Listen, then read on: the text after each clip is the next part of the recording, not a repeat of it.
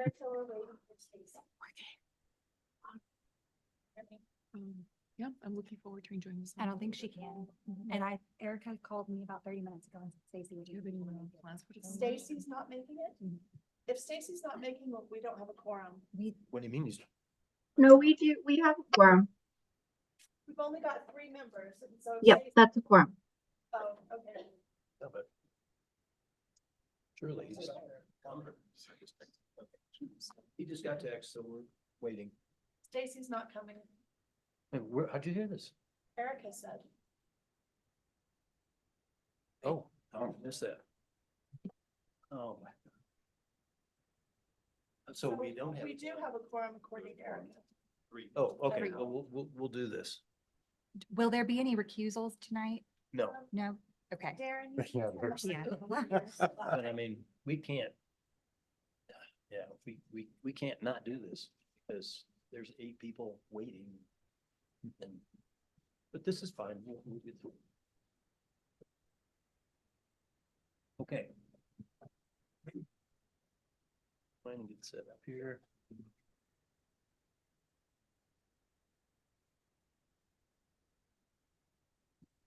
Hey Piper, you ready? I'm ready. Okay, we will call to order the regular HARC meeting of Wednesday, June 12th at 5:30 PM at Rebecca Hall. Hybrid meeting. To remind everybody before we start, the purpose of HARC is to preserve, maintain, and enhance the historic character, scale, architectural integrity, and cultural resources of the town and the town historic landmark district. We'll do the roll call first of all from town council. Thank you, Lana, for coming. Staff, we have Piper, Erica, John and Darren, and Ally. And we will do our big roll call. Matt Lee. Mark Shambaugh. Elita Modenova. I'm sure we'll be very efficient. Do I have a motion for the approval of the meetings from May 15th? I'll make a motion to approve. I second that. Okay, Matt, yes. Mark, yes. Elita, yes. Okay, and I will move to approve the chair meeting from May 17th as written. We had 3 projects. And just for the record, we were done about 28 minutes. Can Fish. you speak into your mic? please? Yes, I will approve the chair meeting of May 17th. The rest is unintelligible. Staff announcements. Erica, do you have any announcements? I have no staff announcements at this time, but you can see Darren, our preservation planner, is here in person for our first HARC meeting. And then I guess I do have staff announcements. And then my other staff announcements is that I will be in Telluride for the July HARC meeting as well as the HARC chair meeting. Can't wait to see you. We should have Yeah. lunch. Very excited. Yes, Okay. Are you here for a whole week? I'm here for a whole week. Okay, very good. And I swear, I told you this about 5 times ago, I'm gonna buy a photo or a picture of painting from Telluride and put on that blank wall right by that window. Brighten up your background. I have one. It's in the dining room. You know, get to okay. look at it. Well, anyway, it's great to see you on the big screen and I'll now ask for public comment on non-agenda items. Non-agenda items. I don't see any. If you're out there, you want to raise your hand electronically, go ahead. But I don't see any, so we're going to go on to the first order of business, which is a review and recommendation on sign references repeal. It's a review and recommendation park to P and Z Commission regarding the amendments to the land use code, which there are more than multiple, as I got educated when I read this document. Staff member John Strandberg will brief us on this. Thanks, John.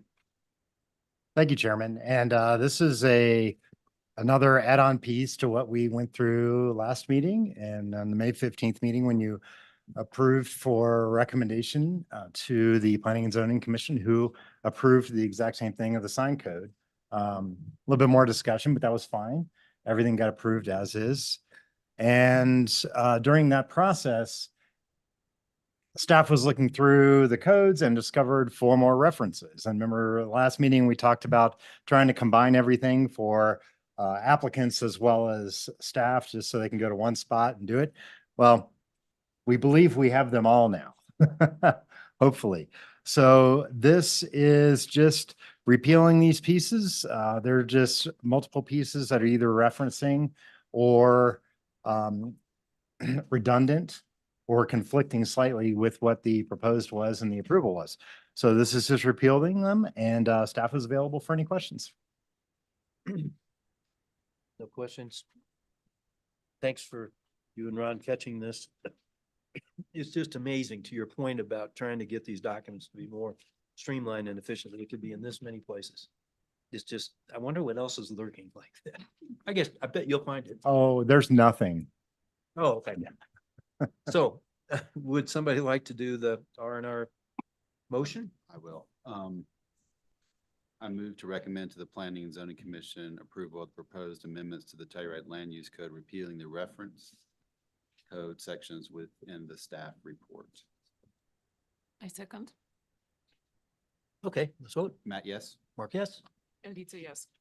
Very good. It's unanimous. Yeah, thanks again, guys. Well, thank you. Okay, we'll begin our public hearing items now. We'll start with lot 19. Mark. Do you want to go through the public hearing process slide? Sorry. No, you're fine. Thank you. I was a little anxious to get to the public hearing items, but do we have any public comment? I'm not in. Well, I already did non-agenda, but now we're even on the R&R, and there is none for the record. Thank you. Okay, and just to remind everybody about the process. Tonight, the HARC chair will introduce the project. Staff will then give the presentation, answer questions. The applicant will give a presentation and answer HARC's questions, which we ask to be 30 minutes or less on your presentation. The public is invited to make comments on the specific project, which we ask to be 3 minutes or less. And if you have some of the same things to say as the previous speaker, just say, I concur, and maybe add one more thing or whatever for efficiency. And there's no dialogue allowed between the public and the applicants or the board. The applicant may address any comments made by the public, and then public comment ends, and HARC will deliberate and vote. Okay, so now I will introduce the first public hearing item is lot 19, Galena, continuation from April 17th. It's consideration of an application for a small scale new construction in the historic residential zone district located inside the THLD that will contain 950 square foot or more of floor area, but not more than 2,500 square feet per land use code 7203A1B1. It's a minor scale new construction in the HR zone district located inside THLD that will contain less than 950 square foot of floor area per the land use code 7203A1C1. Legal description is lot 19, block 12, West Telluride Edition. It's at 475 West Galena. It's in the HR district. The ownership is Telprop 19. Applicant, Callister Architects, and staff member Erica Jensen. Erica. Great, thank you. Okay, so this is the review of 475 West Galena.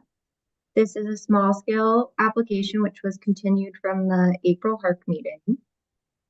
It is located in the historic residential zone district, the historic residential treatment area, and it is inside the historic district.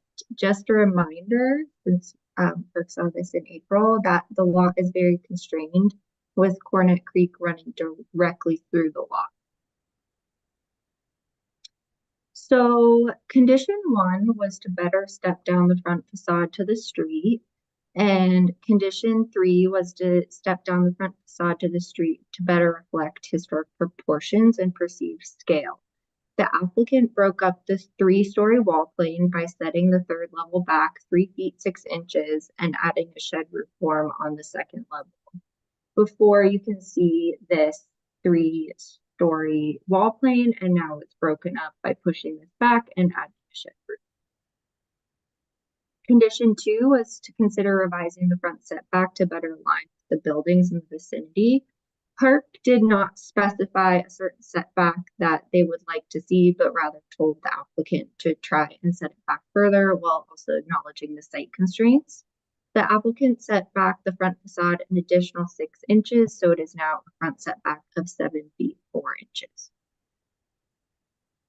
Condition 4 was to revise the length of the roof ridge to better relate to historic proportions, and condition 5 was to reduce the number and size of the dormers. The ridge was reduced 4 feet 6 inches, so it is now 40 feet, and 2 of the dormers were removed and replaced with skylights, and the 2 remaining dormers are far from the street and minimally visible as they're on the rear part of the bridge. Staff has found that conditions 6 through 11 have been met, but I'm happy to answer any questions on those conditions. The only condition that was retained is to provide a detailed landscape plan in final CA plans. And staff is recommending approval with 1 condition, and I'm happy to answer any questions before we hear from the applicant. Okay, questions? I have a question, Erica. The side light by the entry door seems to be full glazing down to the ground, and I apologize, I can't remember if we allow that in the HR zone district or not. So that slipped through. I did notice that when I was preparing the presentation today. I don't think we have a condition about allowing that full light window, but I think a condition that would apply to that is traditionally proportioned windows, which it doesn't appear to be. Okay, thank you.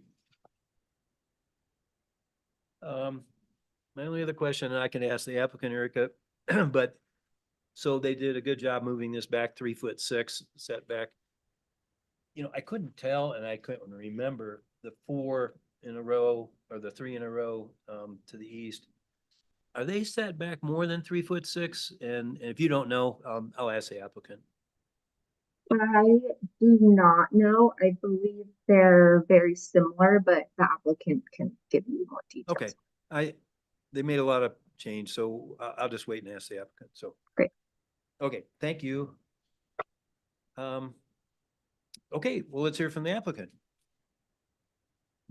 Michael, remember to read your name into the mic? Sorry, I was getting the tech up. Thank you, Erica. My name is Michael McAllister. And all right, I think I'm up. Sorry. My name is Michael McAllister. I'm the architect for the project at 475 West Galena Avenue. And thank you, Erica, for going through that. I appreciate it. And I think the comments that you gave were very clear at our last meeting. So I appreciate that. And I think it went a long way to getting to where we are today. So thank you, guys. Sorry, I don't know how to flip the slide. Again, these are the photographs, and it's a little bit repetitive since Erica just went through all this so well. These are the homes to the east that you see in the center of the screen that have been built over the last number of years, and I'll show you the setbacks mark in a second. I think one thing to note on this is the 2 houses to the east, they do have a 3-story plane of wall. I just want to note that. And what the previous architect had done is sort of put these shed forms out front, but not really set the building back. They just sort of added things on. So I'll show you the setback also to the decks, because I think it is relevant with those. The bottom photographs are the on Curtis Avenue looking south. And for context, this is sort of your question mark. And on the bottom, I have added the information on the decks also. So all the way down to the east, this is TD Smith's house. We have setbacks of 9.3 and the deck is 4 feet. Lot 16 is 12 feet with a 6-foot setback for the deck. 17 is 14 feet with a 5-foot setback to the deck. And that's why I brought up these decks. 18, 9.7 with a 5-foot setback to the deck. So it varies a little bit. And then obviously edge shed is going to be 0. Right now it's a negative, but we did get approval. We probably aren't supposed to talk about that since it's not constructed, but so this is actually a negative setback here. We talked about this last time, but the distance from the curb to the property lines along the street is 11 feet 7. That just came up last time, and I think it is relevant just because it is this big setback on the street, which will have sidewalks now. So in summary, 9.7 and 9.3 are the least setbacks. And you're 6.10, but you want us to consider that the deck is, oh, it's 6.10 to the deck, not to the wall plane? So on the submittal I have, the setback has been adjusted so that the wall plane, the 2-story element, not 3 stories, is 8 feet 6 and 7 feet 4 where it steps. And then on the 3rd floor, it's set back 11 feet from the property line. Okay. So I think those two conditions, 1 and 2, sort of go together based on the conversation we had last time I sat here, because it had to do with discussing how this block is slowly, it's all over the place. We don't want perfect uniformity. On the other hand, we want to see a softening. And I think this image at the top right that I'm showing with 11-foot setback on the 3rd floor and the 2-story element actually goes a longer, further way of getting there, I think, than the setback on the main floor. Okay, thank you. But I did it. So that was sort of the logic. Okay. And this is the before and after shot. I know Erica just showed something very similar. But I think, again, that softening of the edge and the setbacks based on our discussion last time. Conditions 3 and 4 were to step down the front facade of the street and to revise the length of the roof ridge. And I think 3 and 1 are similar, but I think they were there for different reasons. Yeah. As discussed, I reduced the ridge line because I set that 3rd floor back 4 feet from our last meeting. So it's 3 feet 6 inches back from the front plane. And then the ridge line is shortened, and then you can see the stepping down to the street per guidelines. The next condition 5 was to and this is a previous submittal, was to reduce the size of the dormers and consider pushing the south dormers further to the north.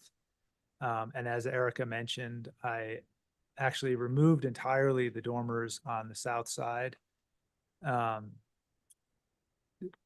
completely agreed with the condition. I was really fighting for some head height, and I went about it a different way with some skylights. But I think pushing those back substantially, they will be very secondary because you'll only see the ones, if you see them, to the rear.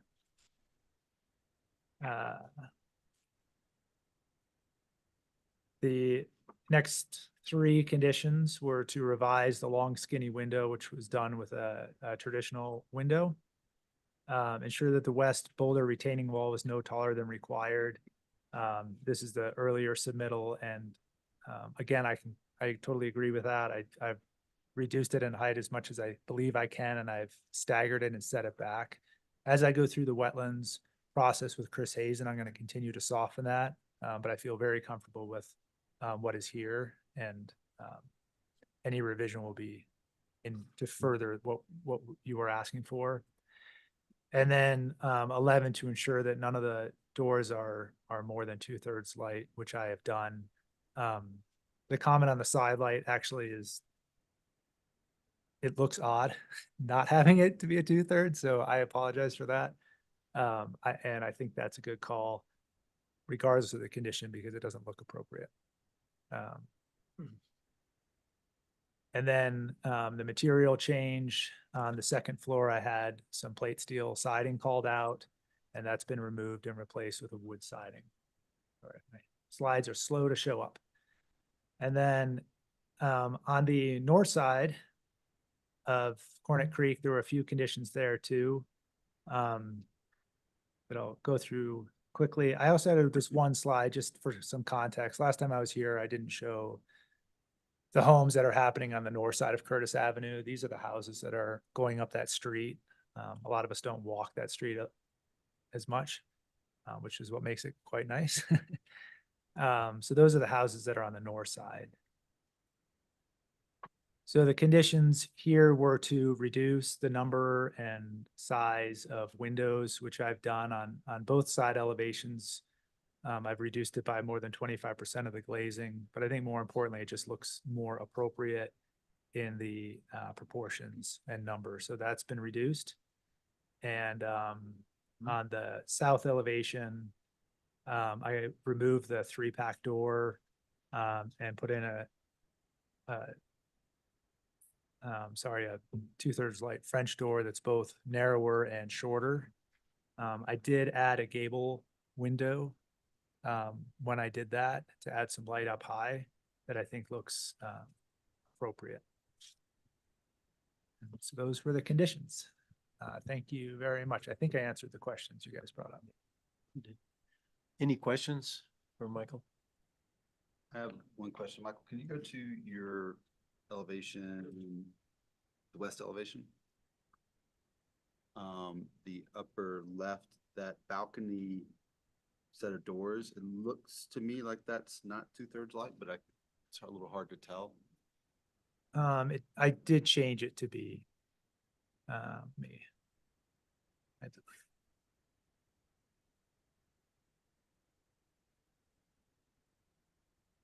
I think it's just buried back in there. But this is a solid plane here. But I'm actually talking about the third level.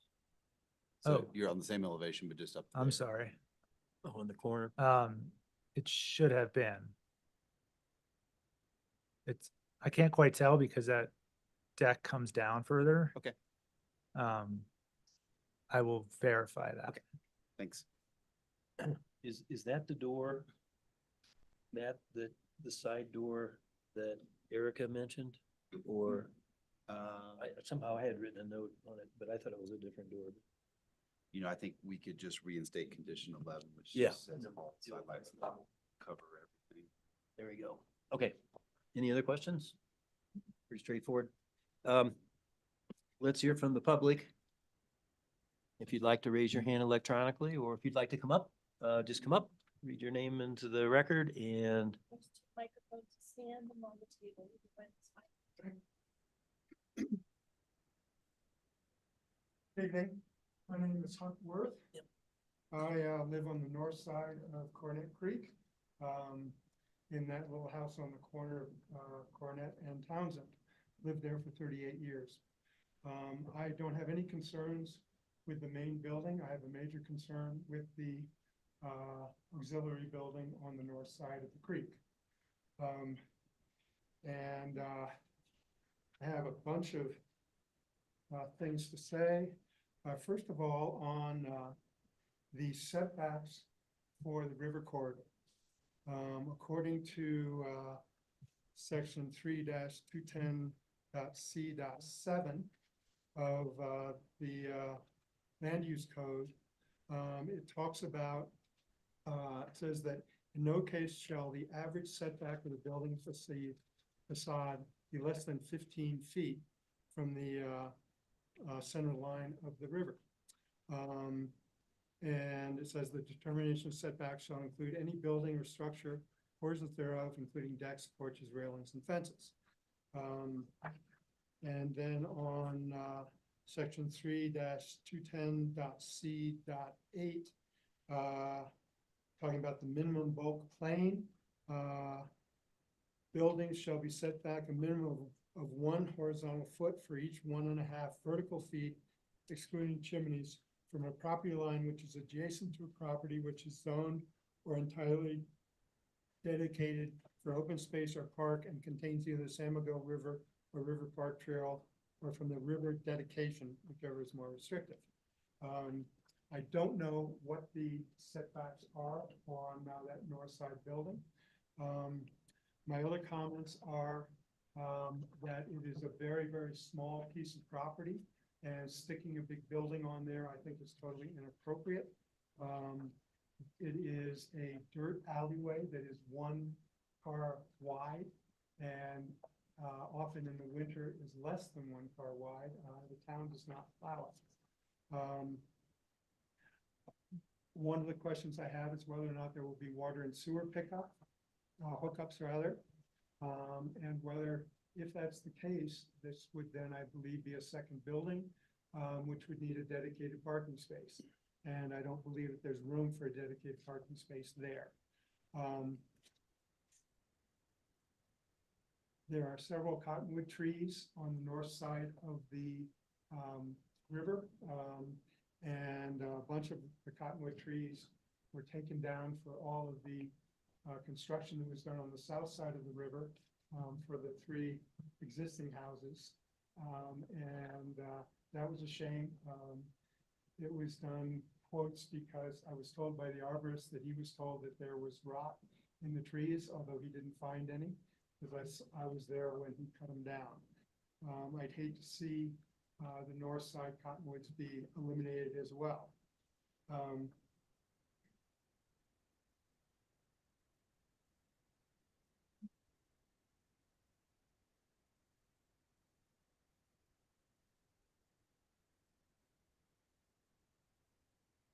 I know that one of HARC's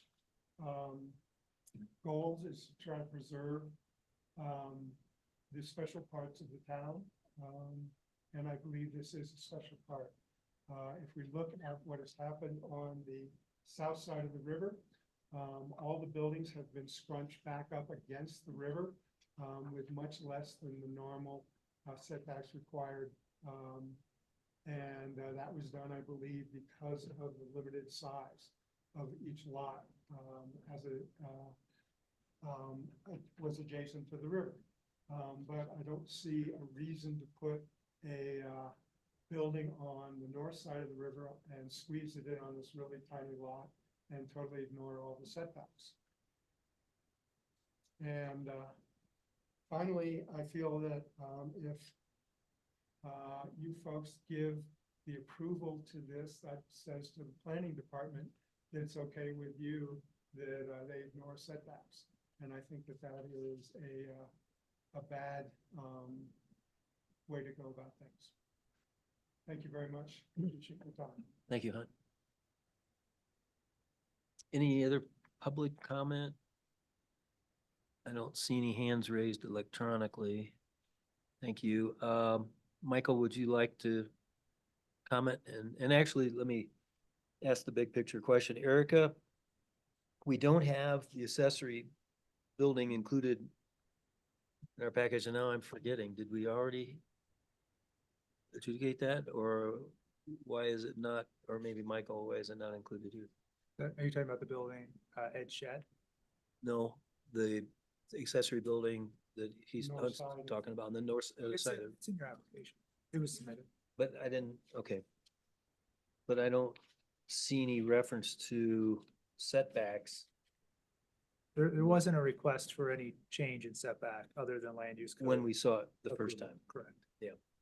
There is a parking space and the wetlands side of the discussion, these projects both have to this project has to go through wetland setback variance, not variance, wetback setback Well, it's- conversation with Yeah, the town after HARC approval. because they will adjudicate this. Correct. And I actually tried to submit it before, or I did submit it before, and I was told that I had to come to you first and then to them second.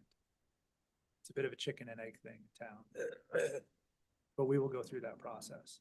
And I think We're not asking for any I variance. think we're getting ready to change that hiccup so that P and Z has to approve it first and then it's coming to HARC. I think that's something that everybody's, that John, I did try. so you already tried. So last time we left it as is. And, but did you, well, go ahead and answer any other questions. No, Parking, there is a parking spot there? There is. That's the general. And remind me, are you able to leave some of those trees that are on the north side? I'd have to pull up our landscape plan right now. I wasn't looking at removing trees, Yeah. I don't believe, so. Hmm. Um, Okay. we're gonna work very closely with Chris Hazen on the landscaping, and that's why I think that condition is staying there as far as the detailed landscaping plan, because it is sensitive in that area. Right. So is there a possibility some of those trees on the north side might stay and be worked around? And Yes, I'll take a look. all right, what we don't want is what you described as somebody writes a report and said, you know, they're not gonna make it or they're dead, and then they come out and when they cut them down, there's really nothing wrong with it. That's not what we wanna do. So, all right, well, we're not allowed to have any more cross dialogue, but thank you for your input. Thanks for your rebuttal. There's no other public comment, so we'll start deliberations. First of all, in the house itself, we've got 1 through 12. Everybody agrees those stay, and then we want to add the side door, 2/3, well, or add old number 11 back on the all 2/3 light doors. Well, so there's only one condition right now. Well, we would add number 11 back because he's met 1 through 12. That's the. Yes, question. You okay, agree? sorry, yes. Okay. That's, And is the 3'6", you guys okay with that, considering the third floor as the explanation that Michael gave? I think, are we good? I am. I think that meets the intent of what the majority of the board members commented last time. I was actually sort of more advocating that it get pushed farther back, but that was in the minority there. So I think per the condition and what Michael has done, it meets the condition. Okay. You good? I'm good, yeah. So the only thing we might add in the motion to approve would be the old number 11 on 2/3 light doors to just restore it. But I guess really, there's nothing we can do. I mean, the setback issue on the accessory building and that's what planning and zoning has to rule on. Because if for mass and scale purposes, we didn't make it a condition to do something different. No, I mean, we had the setback discussion at the last meeting. I mean, just glancing at the site plan here, it looks like it's about 15 feet back from the center line of the creek as drawn on page A2.1. But as Michael mentioned, he's going to have to go through this process, and he might be forced to move it back further through that process. And that would be something that would be a CA amendment at staff allowed to adjust. I had no issues with the mass and scale of the accessory structure whatsoever. Okay. Did a fantastic job with that building. Okay. I would say that I think we should add a condition about raising the sill of the front door side light. That would be for HR 25A and D. Raise the sill. Yep. And I'm happy to make the motion. I think we're ready. Okay. I moved to approve the proposed small scale new construction and minor scale new construction at 475 West Galena, block 12, lot 19, West Tyree addition, based on the findings in the staff memo dated June 12, 2024, with the following conditions. 1 is stated. 2, raise the sill of the front door side light window to reflect traditional proportions for HR 25A and D. 3, reinstate the previous condition 11. This motion is based on evidence and testimony provided at a public hearing on June 12, 2024, with notice of such hearing provided as required by the Telluride Land Use Code. Revised plans incorporating the conditions of approval shall be submitted within 60 days of this approval, or this approval becomes null and void unless otherwise indicated. The revised drawings submitted for a certificate of appropriateness must be a complete set with any changes to the drawings clouded and labeled. Any changes to the drawings beyond the conditions of approval may result in more than one submittal being required. Before I get a second, could you reference the minutes of the condition 11, the date of those minutes? You know it? Yes. I'll just restate number 3. Condition number 3, reinstate the previous condition 11 from the April 17th, 2024 HARC conditions.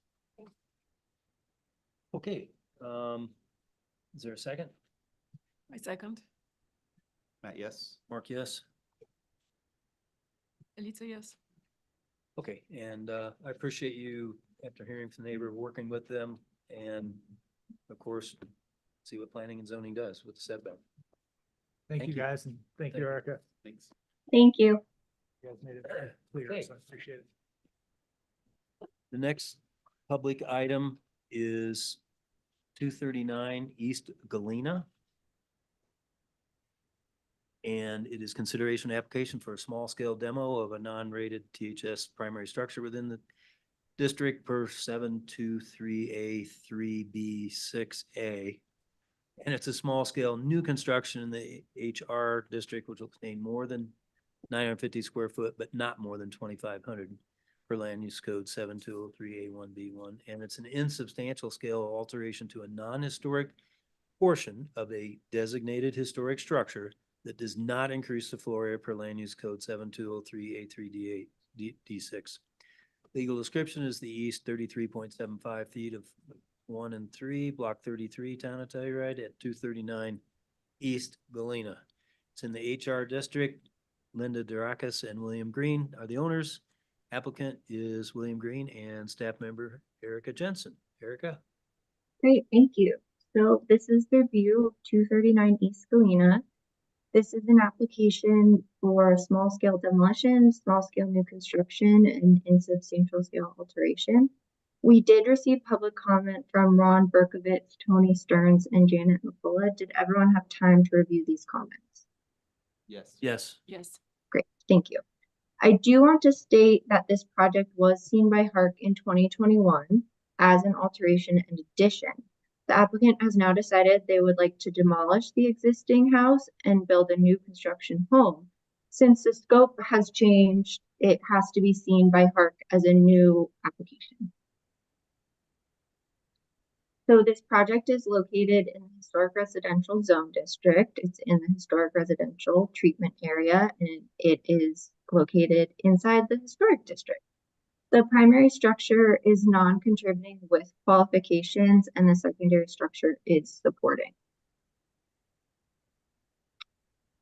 The project proposes demolishing the non-rated THAS primary structure, new construction of a primary structure, and an alteration to a non-historic portion of a designated historic structure that will not increase its floor area. And below are the criteria for demolition, which staff has found have been met. Here are the Sanborn maps, which show the structures from 1899 to 1922. It's obvious based off these and what the primary structure looks like today that it's been through many alterations and additions since 1922, while the secondary structure remains a supporting resource. So on to the conditions. Condition 1 is to increase the slope of the roof to better relate to the steeply pitched roofs traditionally seen in Telluride. The pitch on the roof, which is most visible from the rear, is 6.75 to 12. A more steeply pitched roof is commonly seen and encouraged in this treatment area. I also wanted to bring to HARC's attention, as you can see on this side of the screen, that the roof form is untraditional for this block, as the ridgeline is not perpendicular to the street when viewed from Galena.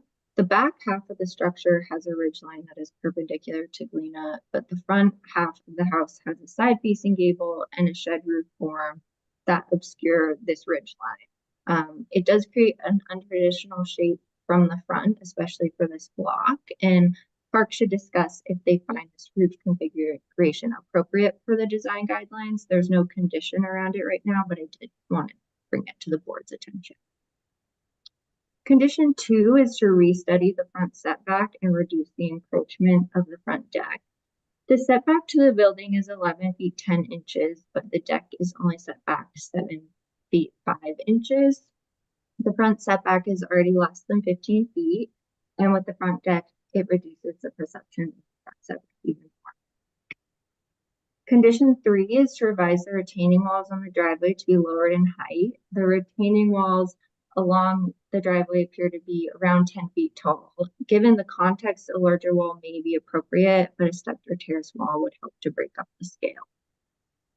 Condition 4 is to remove the LED light from the deck railings. Condition 5 is to remove any sconces from the upper levels that are not required for egress.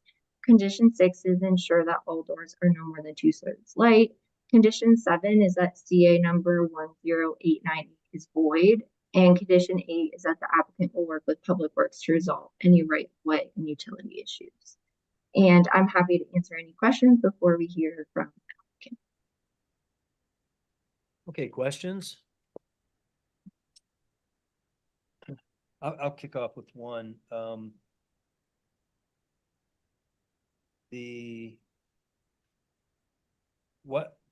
questions. One, on number 2, restudy the front setback. Is there a reason you didn't launch into increase that front setback? Which appears, when I look at the drawings, that it needs to be set back further, or what gave you caution before you suggested that?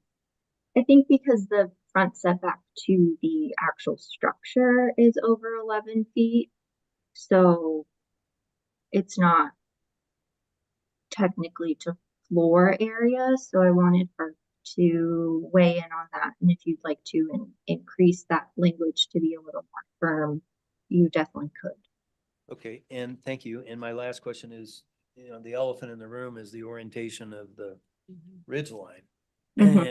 And especially when you look at the elevation view on the street. And you did ask us to review that, but is there a reason you hesitated to put that down as a firm condition to be respectful to the rest of the neighborhood? Because I think because the application's using traditional roof forms, so it is compliant with the design guidelines to that extent. I think just given the context of the block, those traditional roof forms may not be appropriate. Okay, all right, thank you. And Erica, one more question. On the Sanborn maps, the houses that used to be there, was the roof line oriented towards Willow? Before the one that's there now, you mean? Yeah. Oh, before- yeah. Yeah, so if we look at that, maybe could be something to The- consider. The Sanborn maps unfortunately don't have pictures, and I don't have Oh, yeah. pictures of the historic house to pull up for you now. I'm guessing if I had to make an assumption, I believe, and maybe the applicant can talk to this further, but I believe the back half of the house and maybe that gable form could have been part of the historic structure, but I don't know at this time if it was front facing. Matt, any questions? No questions. Okay, well, let's hear from the applicant. If you state your name and proceed, share your screen with us. Thank you. Okay, can everyone hear me? Yes. Okay, great. I'm Bill Green. I'm the owner, and thank you all for being here, and thank you, Erica, for getting us ready for this meeting. The most of the things that are coming up for discussion on this are that we went through this in 2021 as a renovation, and really we've been trying to get the project off the ground since then. And we keep getting, pushback from excavators, concrete people, framers, everybody's saying, look, it's going to be so difficult to work on, to raise the house, work underneath it. And since it's not historic, why don't you, can't you just take it down? And so what we came in with was the renovation plan as a new house. So all these, like the front facing, I guess it's the south facing shed dormer rather than the gable that's on Galena, that's actually on the house the way it is right now. So, what we're trying to do is offer a new house that's going to be so close to the old house that it's really going to have very minimal impact on the neighborhood. I unfortunately, because this is a new one, we took off all the we had everything redlined where the old house was, but the new house that we're proposing is only about 20 inches higher than what's there, and the shed, I'm going to call it a south-facing shed dormer, is actually, as far as we know, has been part of the neighborhood since at least the mid-1980s. So, for 40 years, everybody's been walking up and down the street seeing it that way, and our feeling was to try and keep it in the same character of what's there rather than start from scratch with something totally new. So we're really only asking for permission to do it new just because of the logistics of the construction. By doing it new, we'll hopefully shave about 8 or 9 months off the construction process, which will be, less disruption for the neighborhood. And, we'll end up with, something very close to what's already there. As far as the front setback restudy with the deck, I believe my wife's actually at the meeting and she's got a diagram that we prepared that shows all the houses on the block, and I guess you guys have that as well. And so if you look at that, you'll see that there's sort of an in and out play of all the houses, and what we're proposing, we're proposing to put the house exactly where the house that's on the site right now is. We're not moving it any further forward. The deck is a little further forward, but it's actually further back than the McCullough Stearns garage patio, and is more or less in line with the next house down and other ones on the block. We're actually setting our garage back further than everybody else's. So we kind of felt like this is not a huge ask, and it shouldn't be visually out of line with the rest of the houses on the street. So, I mean, that's where we are with the front setback and the deck. Everybody else's has their garage with, the patios over them. And, they're effectively using, actually, a couple of them are decked as well, but they're effectively using that as their decks, right up almost to the property line. So, I mean, that's sort of where we are with the front setback. And I know the condition about the retaining wall, I mean, we can try and step them back so they're not as high. Unfortunately, the neighbor's retaining wall immediately to the west is 10'6", and we kind of have to meet it. So it's going to be very difficult to do a retaining wall that's lower than their retaining wall, especially because we're actually uphill from them. But we can certainly propose something for that condition. And I mean, I guess I've addressed why the roof forms. On the roof forms, the front one, I guess I addressed is, we're trying to keep the character of the house that was there. And then for the back, Narcissus Tudor, the architect, what he did was to satisfy a prior condition in 2021, he lowered the house. We're effectively now almost 2 feet lower than the house, even though we're uphill from the house to the west, we're effectively almost 2 feet lower than their house. And he cut the grades so that our main level wouldn't actually be below grade.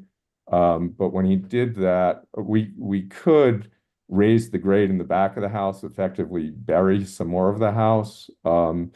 And that would, if we go back to the existing grade, we could increase the roof pitch. The roof pitch, the way it is the exact roof pitch that's on the house now. Because we had based these plans on a renovation, we were going to save the existing roof. But we could go back and modify that, change the grades a little bit, go back to the existing grades in the back, which would then, we can increase the pitch of the roof. We can get it fairly close to a 9 pitch. I mean, we still don't have the room for a 12 pitch, but, and then also if we start lowering the second floor, spring point for the walls, then the house starts getting very squat very fast. It's already kind of squat on this side elevations, the east and west elevations. But if we start playing with the proportions even more, it sort of starts to make it look less attractive. As far as the historic parts of the house, from the foundation that's there now, and the exploratory holes we've put, there's very little of the actual framing and structure that's old. Really what we think happened is they brought parts of other houses in for the barnwood and some of the beams on the interior. And I don't think there's really anything historic or anything left of, if there, that little cube that's on the Sanborn map if there's anything in the house now that's that. It's probably there's a back section that's sitting very close to the property line. And that's actually slated to get removed so that we're within we're actually going to be over the 3-foot setback on the west property side. So I think if anything, that's like the only part that might actually have been there from before, but it's way back from the street. It's not going to be visible,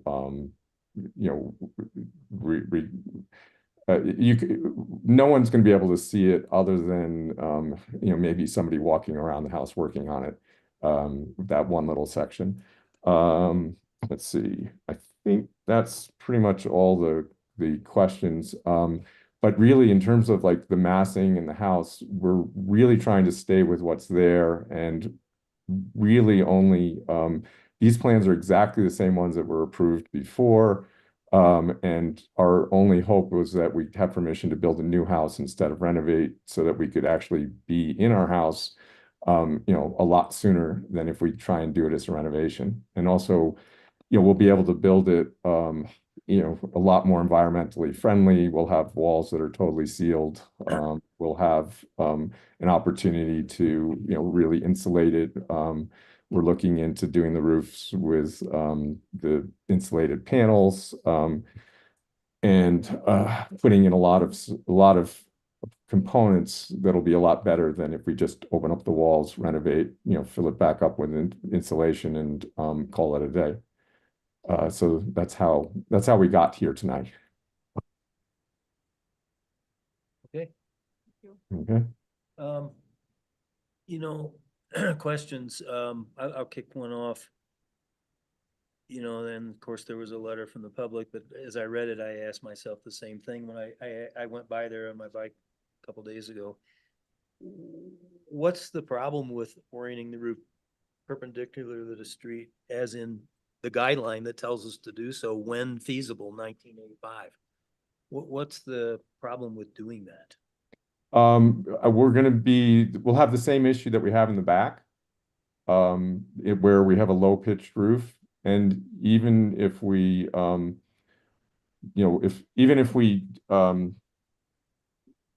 change the grade and increase the roof a little bit, we're still only going to be about a 9 pitch to have that nice 12 pitch that the cross gable has. That we're maintaining that same cross gable that's there right now. By having the shed roof that's mimicking the roof that's there already, we've able to get at least enough ceiling height to have a room there. If we were to try and do the gable facing the other way, we end up with that same, at best about a 9 pitch, which is not really going to be the same as all the 12 pitch south facing gables on the street. So our feeling is we're better off keeping the look of what's there than we are, trying to match. Not to mention, if every single house looks the same, it doesn't, here we have all the components and parts that are all traditional, but, just a little bit different than the neighbors isn't necessarily a horrible thing. And another last question for me anyway, what prevents you from having the full 15-foot setback as in the guidelines, although it may be adjusted, but what? We were just keeping the house exactly where the existing house is. Yeah. That was the plan that had already been approved, and we were trying to come in with the least amount of changes. The only really difference between this and what was approved in 2021 is that this is just asking to let us do it as new construction and end up with with a house that looks exactly the same as the one that we were proposing before. Okay. Other questions? Matt or Lisa? You guys provided this diagram in the meeting of the block setbacks. Do you have those numbers for us? In terms of how many footage from the property lines? Yes. Yeah, we really only have our own. What we did was, the only data we could find was in the tax maps, and Google Photos. So what we did was we imported those into CAD. We scaled them off of our known spots and then, printed the whole thing together all to the same scale. So I know what our setbacks are because I'm not sure we even legally could go survey our neighbors' houses, even if we wanted to find out exactly what they are. But in terms of relative to each other, they're pretty close to what's there. So, I mean, our setback is, just to say, I just have to move. I have it up on my screen, but I have the meeting on top of it. Let me just shorten that so I can get to it. So our garage setback is 11 foot 10. And then the deck overhangs that by let's see, 11 minus 6, by about 4 feet or so. One thing I really hate to mess with the house too much because we have all the grades and everything all worked out, but we could push it back a little bit closer to the EDU if the consensus of the board is that it would be better to have it a little further from the street than to have this space right now between the two. Right now it's about 13 feet between the EDU and the main structure. I would also like to point out, though, that we're the only house on the block that actually has an EDU. We're not actually asking to put our deck any further than our neighbors' patios, and to make us go even further back than everybody else's seems to be not quite in keeping with the neighborhood. Is there no streetscape other than what's on the cover page? Unfortunately, that's the only one that was submitted back in 2021. All right. Any other questions? I don't have any others. Neither. Okay, let's hear from the public. If you'd like to electronically raise your hand, or if you're in the room, come forward, state your name.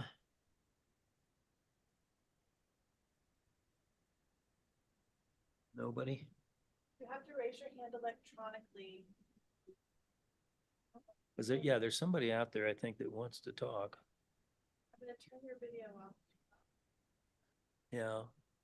Raise your hand electronically and under more, at least on most computers, if you want to speak to this. Going once. Okay, twice, okay. Let me see. Oh, we've got the hand raised. Well, it just went down. Well, who is it? If you'd like to, we'd love Janet, if you want to unmute yourself. Hi, can you hear me? Yes. Oh, yay, thank you. I was going to be very disappointed if I missed this opportunity to speak. I'm finally found the right buttons. Thank you, and good afternoon. I'm Janet McCullough. I am the immediate neighbor to the west at 231 East Galena. And I think all of you are in receipt of some comments that my husband, Tony Stearns, and I prepared, and as well as our architect, Ron Berkovitz. And all three of us were quite involved when HARC reviewed this 3 years ago. I didn't resubmit those comments. Most of those still apply because, as the applicants have said, there's really not too many changes on the house. But I didn't want to give you those details of comments right now because we think there's a bit more of a global issue to step back that we'd really like to discuss with you today. Unfortunately, my husband's currently in the air right now and not able to participate.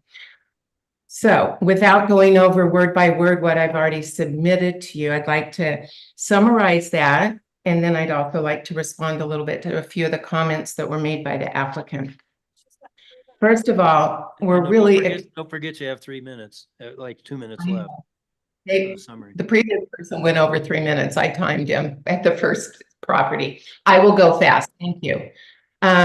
First of all, we're really excited that the participants are planning on moving forward with this. We know they've been trying to do this for several years.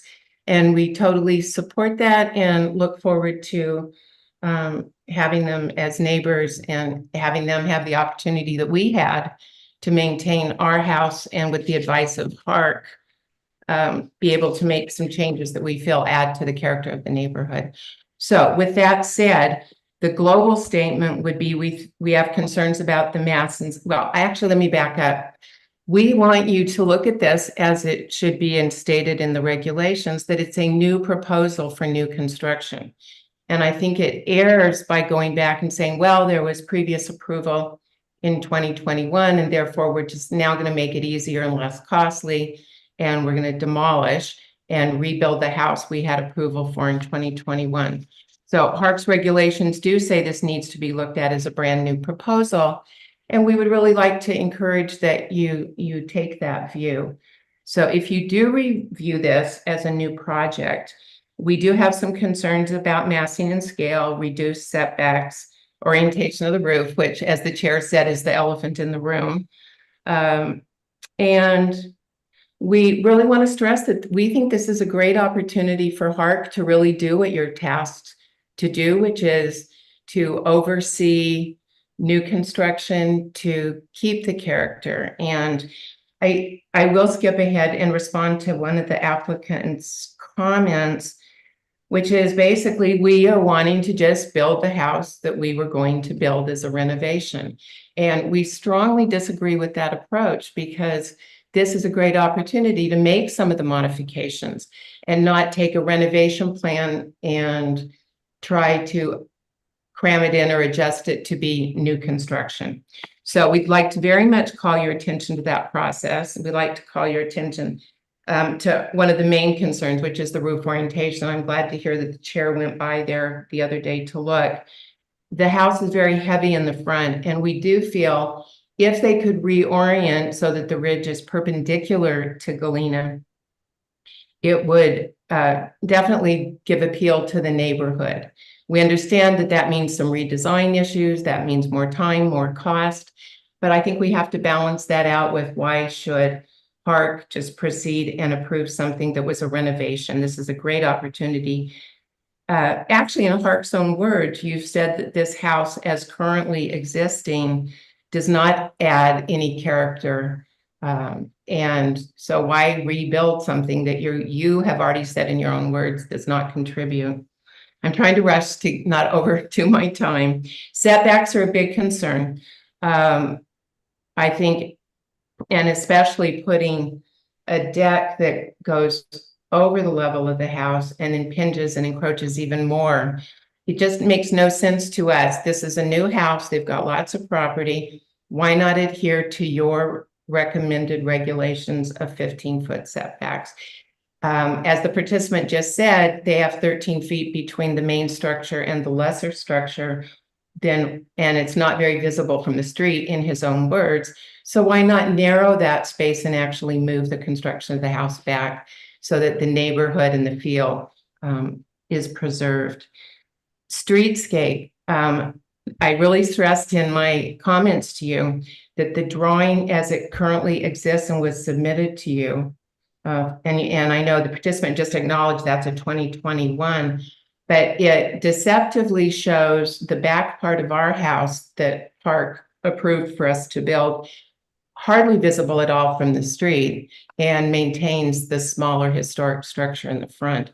This is an opportunity for this larger pre-existing non-historic house to be set back, and they're not going to be at the equivalent height of our house. If you look at the streetscape as presented, and there may have been a few modifications that are minor since then, but it makes it appear that the back part.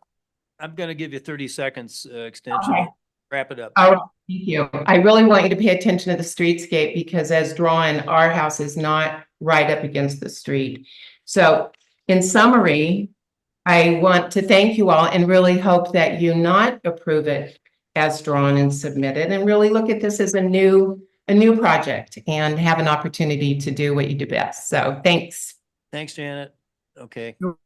If the applicant, Bill, if you'd like to rebut or comment, particularly to a couple fact checks of the house is 2 foot lower, you say, and they say it's higher, and anyway, I'll let you respond. Sure.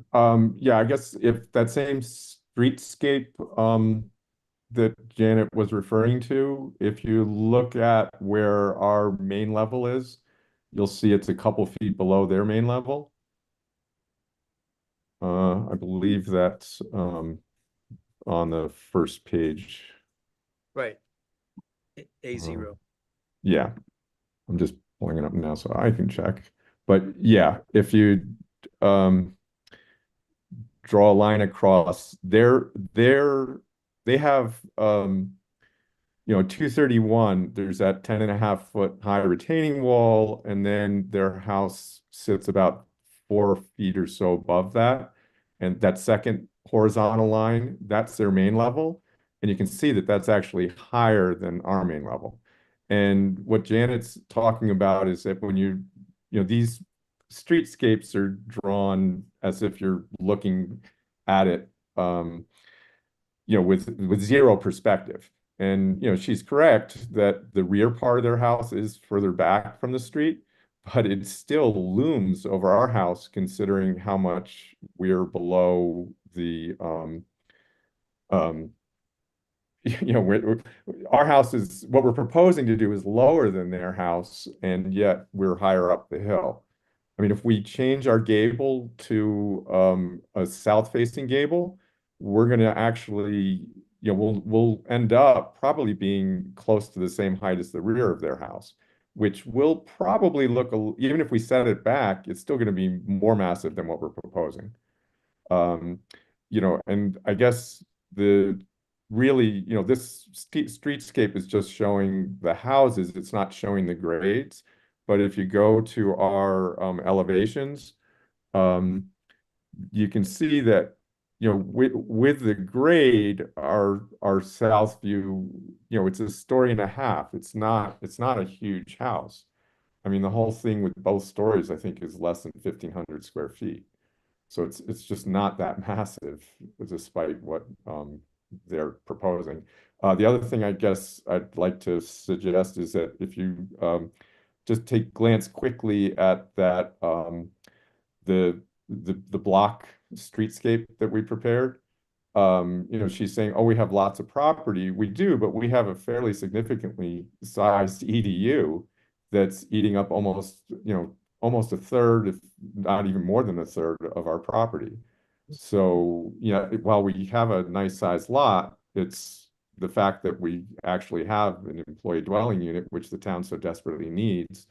We have to sort of work around that. If you look at like the scale of our main house versus the McCullough Stern house, you'll see, just how much more house they have relative to our main house, or what we're proposing for our main house. Okay, anything else, Bill? I think I got most of what she was asking. But there's just one follow-up before we lose you in deliberations. Sure. You just made a statement that, yes, if you did put a perpendicular gable, it would be at least probably equal in height to the neighbor to the west. Mhm. But if we allowed this, how much could you lower this height, again, mass and scale wise, to look, if it was set back a little bit more, and how much could you lower this top ridge line feasibly to try to reduce mass and scale if we didn't go with the perpendicular gable? About the only way I could think, I mean, I don't think we can lower the ridge line. If anything, as soon as we try and orient it south and have a, even close to a 12 pitch, if we cheated a little bit with like a 11 or so, the ridge is still going to end up being a little bit higher than what we're proposing. So that's what I'm saying. And it will be like the streetscape showing the McCullough house. The ridge is still, whether it's right in your face because it's right out on Galena, or if it's set back, it's still up at that house. And, when you're walking up Willow, you still see how their house looms over ours. So, we would end up probably with a slightly higher than what we're proposing. Okay, And but if we allowed this to not be perpendicular as shown, how much could you lower that?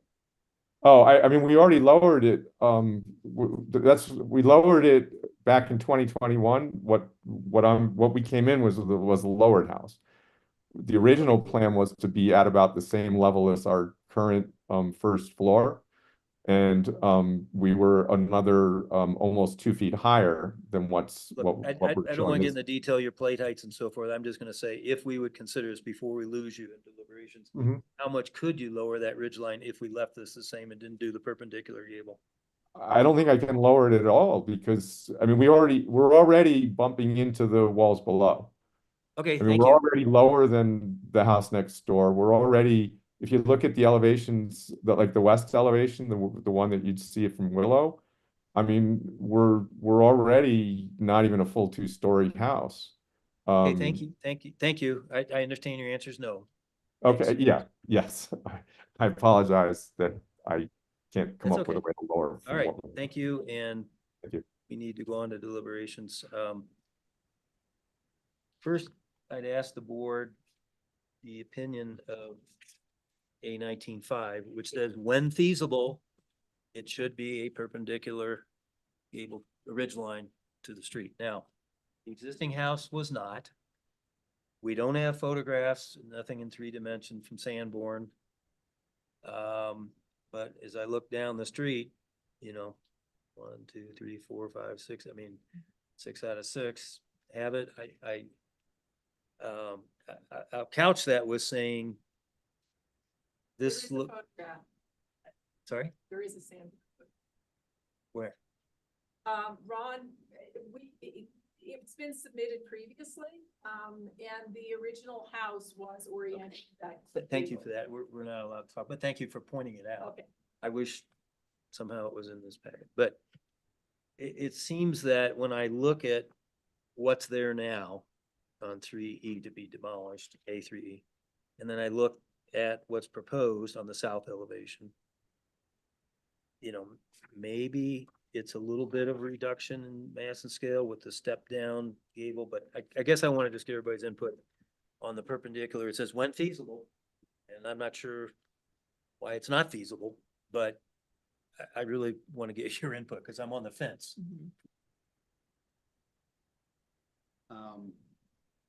So I think talk about this a couple of ways. This is a corner lot. So I think the intent of the guidelines is to say the primary front of the house. The oriented gable is the most common, but it is a corner lot. Do I think this design would be better if it was a gable front? Yes, I do. I also feel that as you wrap around the corner and start to head up Willow, the mass and scale of the house is really just, it's a very sort of short 2 stories there. And what effectively sort of the cross gable that you see helps, and the shed roof helps really break down the mass and scale along with the decks. So while I do think this project would be served by restudying the roof and trying to put a gable on it, the guidelines just say minimum of 812 pitch here. So it's a 612 is what's existing. I don't think that we necessarily need to go to a 1212, although that's a nicer proportion in my opinion than an 812. So that's a long way around me not giving you a lot of definitive answer. I don't feel as strongly as it has to be a gable front, but I think it would benefit if it was a gable front. But it's 812 now? No, it's 612. I believe. 612, and Or let's see, Erica has it noted. yeah, I think that's what I saw. Well, he's looking it up, Lisa. Yeah. It's 6.6 3/4 by 12. It was almost 712s. Go ahead, Lisa. Well, I mean, going to mass and scale, right? policy 24H. That the larger building may be divided into modules that reflect the traditional scale of construction. And he talks about stepping down the mass of larger buildings to minimize the perceived scale at the street. I think that that perpendicular ridge line, or sorry, parallel ridge line to Galena adds scale and mass, right, increases it right in the beginning of, right in the front facade. And if, if that gable was moved further back, or that would just help with mass and scale, and that, that would, this is the way I see it in terms of also treating also the ridge line and whether it's traditional or not. I think that just increases the facade, and also it's, the ridge length as well. So I would say I'm not okay with that. So that setting it back might make you okay with what's shown? I think so, yeah. Yeah. If they set it back, it's not I in the think I'm front. leaning that same way, but let me ask, did any of us remember, or do we have a photo of what was there during the period of significance? Does anybody remember what it was? I might be able to pull it up if I'm allowed to. Go ahead and pull it up and just don't talk to us, just show it. Okay, give me a minute, it'll take me a minute or two. All right, take your time, because we're no rush. What's the relevance of that? Well, I was just saying the historic pattern. I mean, first of all, this is better than what's there. Yes. Absolutely agree. And setting it back might get me to drink the Kool-Aid to accept it. But if you have a photo, just, is there, oh, really? Okay, thank you. That's what. We need to put that up on the. So it was It was a not- gable that was perpendicular to. Mark, we need to show that for the public. Erica? Sure. Yeah, well, and we also, that needs to be sent to us immediately so that Okay. we can include it in the You could packet. email that to Piper, she'll tell you No, where. you need to display it via Zoom, to share your screen. I don't know. Piper can help you maybe? Can you help We me? can work on that while we deliberate. Yeah, we'll deliberate. Okay, I think I'm done talking about that. Well, so you guys are talking about setting back, as far as setting back either. The 13 whole- feet gap in the back becomes maybe Yeah. 10 or something. Okay, that's what I wanted to bring up. I think that's exactly what I was thinking. I think it could be reduced to 10. I don't think that affects the setting of that structure, on the site, the historic structure. So you're saying, just to circle back around, that you would be okay with the roof form as is if it was set back? Yeah. Okay, that's what she said. No, I was saying that, You're not saying. Oh, you're not saying that? I'm saying that in case I'm You said not it- using the correct terminology, I'm saying that if this ridge, Becomes perpendicular to Galena, it's gonna go higher and it's more mass and scale. no, if this ridge goes back towards the center of the roof, if this, yeah, they should have. I'm not okay with that front, We'll see, if they whatever put, if they gable. put a big gable here, Mhm. then it's increasing mass and scale is what Matt. Well, Hmm. so I think I understand what Alicia is saying, Mhm. and I agree with her that from a pure elevation view, Mm. that a gable would reduce the mass, and scale, from the Galena facade. Mhm. But I also agree with you, Mark, is that if the building was set further back by reducing, the yard in between the primary and secondary, I would be okay with leaving the roof form as is. Mm. Because it's going to further push it into the hillside, further reduce the visible mass and scale. Mhm. And it will, and as far as the context of the block, it will push the mass and scale back further from the other. And basically, we're gonna have this gable form that is gonna be like that. Perpendicular, I mean, to me, it's gonna be bigger, Mhm. certainly it's gonna be higher, Yeah, I certainly, as Bill Green acknowledged. They're 6 inches to the height limit. So they're not going to be able to do much with Mhm. the height versus yeah. Well, I'm not sure what their plate heights then- are because we don't have any then- sections or then information. that would be like a 612 gable wouldn't be conforming to what's on the neighborhood. That wouldn't be good. No, I think at a minimum, it would need to be an A12, and I personally don't think an A12 is going to feel proportional. Yeah. Mhm.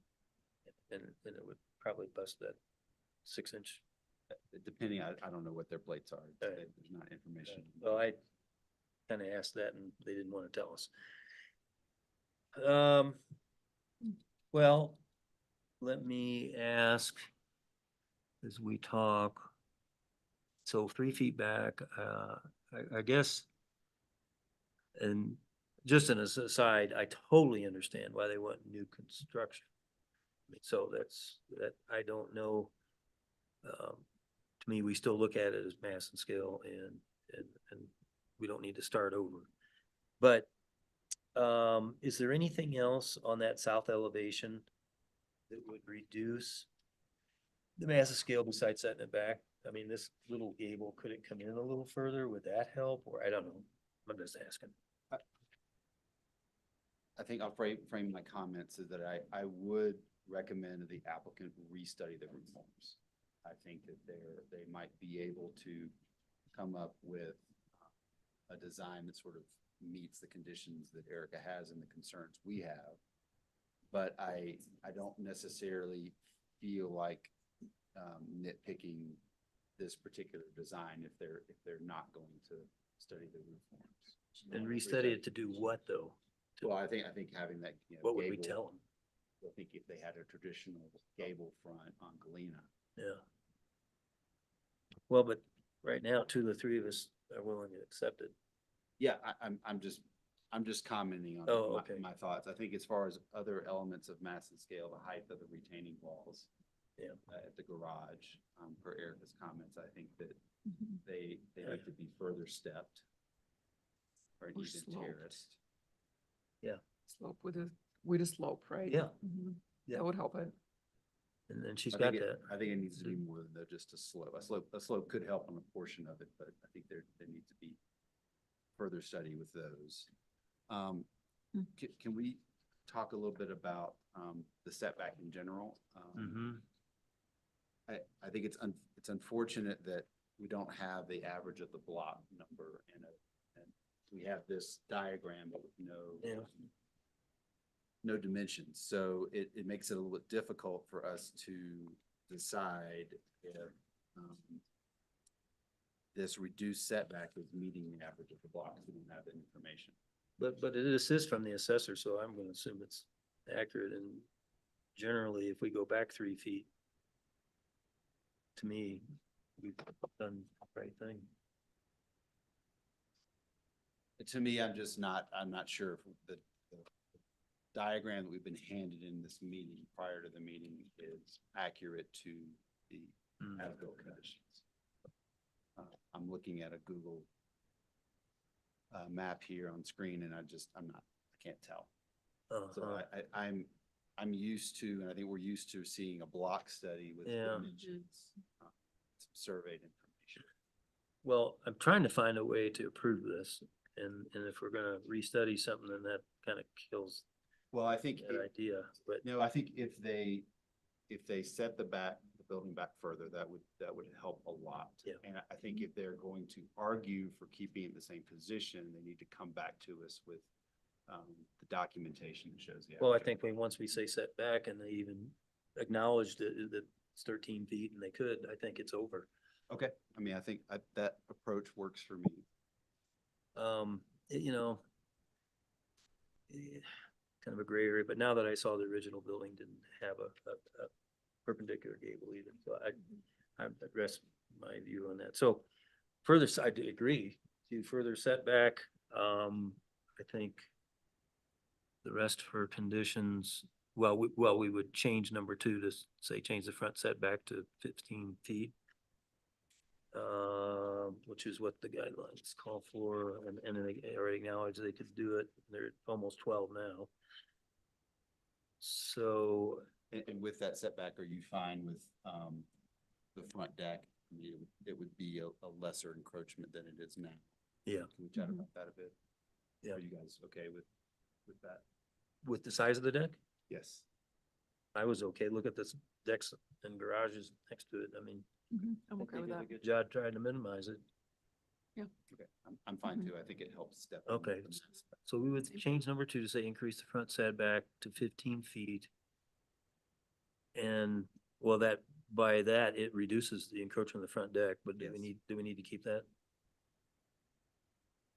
Or, and reduce the encroachment, do we? I don't think we need to, I think we can eliminate that. I think we could just rewrite number 2. Okay, to 15 feet. Yes. Okay, and then retaining wall, do we want to mention anything about, I mean, they've got to go lower one way or the other, and Elisa was talking about changing the slope, but maybe we just leave this broad one in there. I think Erica's conditions on everything else All right. cover everything else. And what about, my last thing is the fenestration on the south facade on the first floor, a 4-pack.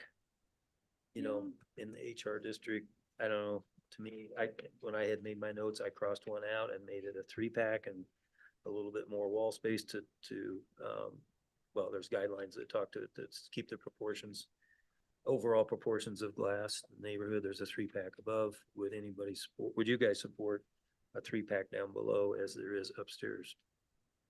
Rather than a 4-pack? I think that the glazing should be reduced in the south facade, but if they go with 3-pack on that medium, and the second level, I feel that it will add more mass on the overall perception of the house. So I think maybe just tell them to reduce glazing, Okay, and they can figure out the proportions and how things work. okay. I didn't pick up on that, Mark, in my review. I see what you're saying. And looking around the rest of the elevations, though, Mm. there's not an egregious amount of glass anywhere else. No, I was good, the whole house. It was just this one jumped off the paper at me. To be more proportional with the neighborhood, though, I think I think I'd be fine with that. to be Yes, more condition to proportional, Just reduce the glazing on the Yeah. southern side. well, all of it or on the, I don't necessarily Main think floor. that requiring them to go to a 3-pack instead of 4-pack. I think if they overall sort of reduce the amount of glazing, they can still keep up. I agree. Which floor though? For I the mean- south facade. I just say south facade, like, just so. Oh, it's- so- okay, South facade, reduce south glazing. facade, okay, south. The, it's now shared on the screen. Yeah, just FYI. Oh, okay, thanks. Oh, yeah, there you go. All right, well, that settles that. And the guideline for the, The glazing. Lisa, would you find that guideline for us on the fenestration to be more proportional with the HR district? Matt, go ahead, you got something else? So Oh, which Circle- one, sorry? Before? Reduce this fenestration Oh, yeah, okay, Yeah, it's sure. policy 33. to be more for it. proportional Mhm. to the district. going back to number 1 here, increasing the roof slope, are we scratching that? Or are we still looking for them to increase? Which one? Well, I think Erica means the primary gable roof from a 612 to increase it. It really only is visible from the rear yard. Well, not going up the street? On the, Well, going up Willow and looking back. Maybe we could ask Erica to yeah, expand upon number 1. Erica, could you comment on number 1 and which, in particular, that, I mean, there's nobody in the neighborhood that has a 612, but can you share with us? Like asking for clarification on which roof form. Yeah, number 1. So it's, if you're headed south on Willow, it would be that gable form in the back. That's only a 6 3/4 to 12. For the north elevation. Mm-hmm, okay. But you just, like you said, you can't see. Yeah, It's more obscured. It's really a 1.5, it's really a 1-story element at this point. Mhm. I'm okay. I'll let you I'm guys okay with that. Okay, we scratched them. scratch number 1. Mark? That was policy 33B. It talks about windows. Okay, The window to wall ratio should be similar to that seen on Yeah. comparable historic buildings.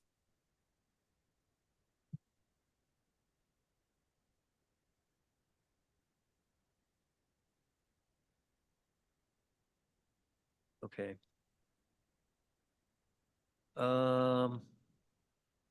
Anything else? I think. That's it. So 2 through 8 stay, 2 becomes 1, and we're just gonna say increase the front setback to 15 feet, period. And then we're gonna add a number 9, which will then become 8, reduce the south facade fenestration to become more proportional to other historic buildings per 33B. That's fine with me. Okay, who wants to do it? Lisa, you wanna do it, or you want? No, not yet, okay. Yeah. Okay, that's all right. Thank you. You go ahead. Do you want to do it since you? Okay, I'll go ahead and do it. I move to, since there's just 3 of us, I move to approve the proposed small-scale new construction and substantial scale alterations at 239 East Galena, the east 33.75 feet of lots 1 and 3, block 33, town of Telluride, based on the findings in the staff memo dated June 12th, 2024, the following conditions. We will eliminate number 1. We will change number 2 to simply say increase the front setback to 15 feet per the land use code, period. And then we will add an additional condition, number 9, but when you renumber these, it'll be number 8. Reduce the south facade fenestration to be more proportional with the other historic buildings in the district per HR 33B. This motion is based on Evan's testimony. Oh, Keep 3 through 8 as stated. oh, did I not say that? Okay, yeah, and so we keep 3 through 8 as stated, so we just we deleted 1, modified 2, and added a new one, 9. This motion is based on the evidence testimony provided at a public hearing held on June 12th, 2024. No such hearing is provided by the Telluride Land Use Code. Revised plans incorporating these conditions of approval shall be submitted within 60 days, or this approval becomes null and void. So please don't forget that, and the rest as indicated. And then we need the motion for demolition, Second, and then and we need to slow down and do a second. Matt will second. Okay, let's vote. Matt, yes. Mark, yes. Elisa, yes. Okay, who would like to make the motion for demolition? Pizza? Just a second. Wait. I mean, we agree it's okay as written, I guess, as far as the end deliberation, so. Oh, yeah, I see it. Yeah, sure. Okay, Do good. I read it? I have one other question in the middle of deliberations, just one other question. On A31, there's 2-story wall plane, and then that does set back, right, about 5 feet where those decks are. Is that step back, or is it a 3-story straight up wall? No, they all step back. They all step back, as we saw in that other drawing. Mhm. Okay, so on the demolition, if you would like to make the motion. Okay.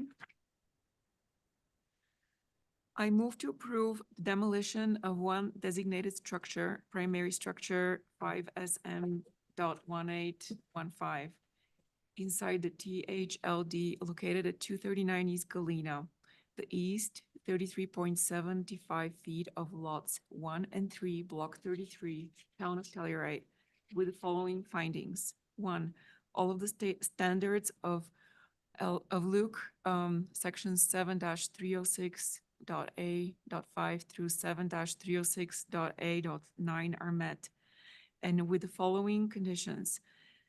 A demolition permit for the existing structures is subject to approval of the final small-scale redevelopment plan to offer the structures and materials for sale or salvage and/or recycle as much of the materials as possible. This motion is based on the evidence and testimony provided at a public hearing held on June 12th, 2024, with notice of such hearing provided as required by the Telluride Land Use Code. Mark will second your motion. Matt, yes. Mark, yes? Elisa, yes. Good luck with your project. Thank you very much. Okay, our last public hearing item of the evening is Lot 8 Primrose Lane. It's consideration of an application for a small-scale new construction of a principal structure in the hillside developing to zone district on a lot with a pre-construction grade and slope of the building site coverage of 25% or greater regardless of floor area per land use code 7203B13. It's Lot 8, the overlook. Address is 825 Primrose. Hillside Developing 2 is the district. The owners are Bluebird Trust 2020, the applicant Elizabeth Bianchi Conklin and Olson Kundig, staff member Erica Jensen. Erica. Great, thank you. So we are here for the review of 825 Primrose. This is a small scale application for new construction, and this might look familiar. The project was seen by HARC in November 2023 for a work session.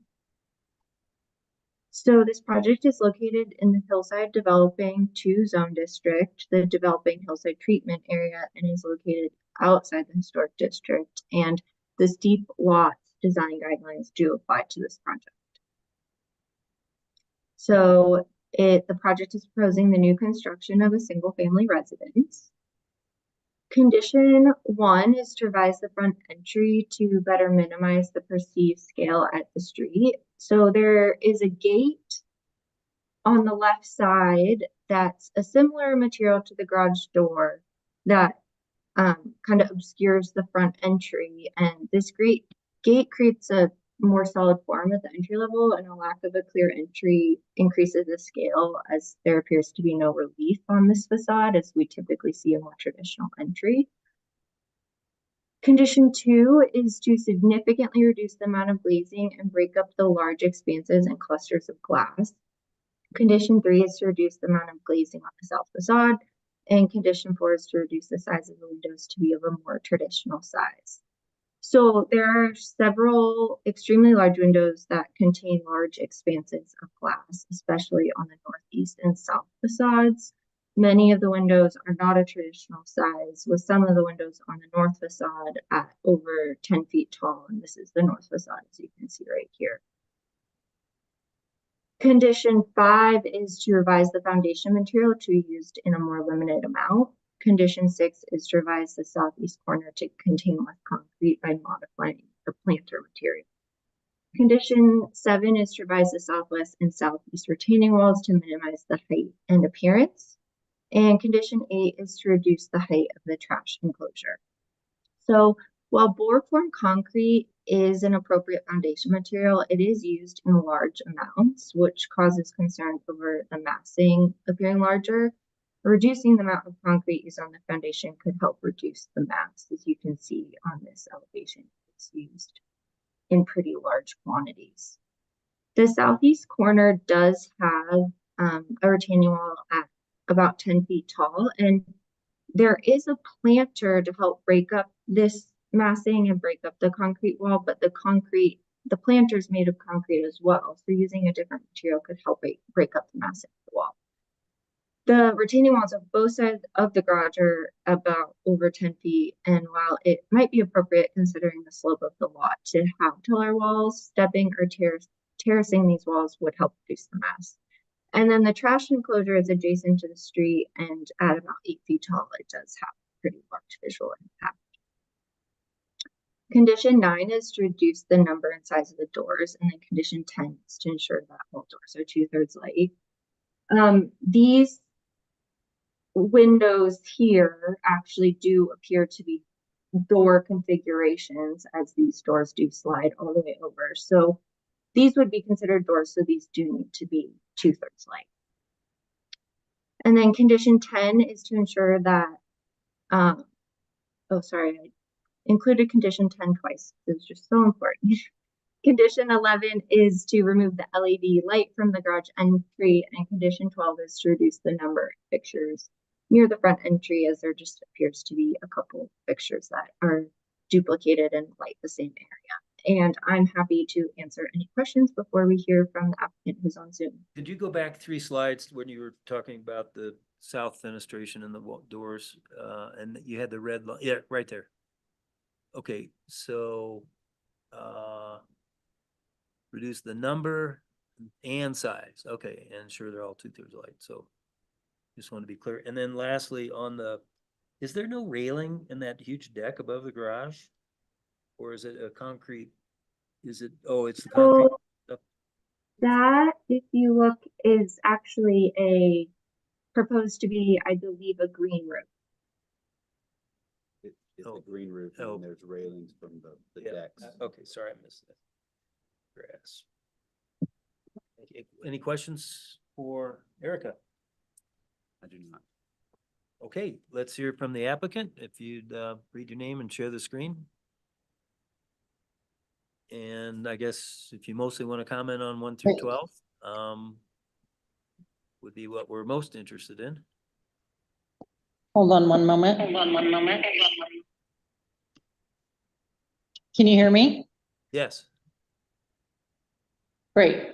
Hi, I'm Elizabeth Conklin. I'm with Olson Kundig. And I'm presenting 825 Primrose Lane, Lot 8. I can share my screen, is that okay? Please. Great.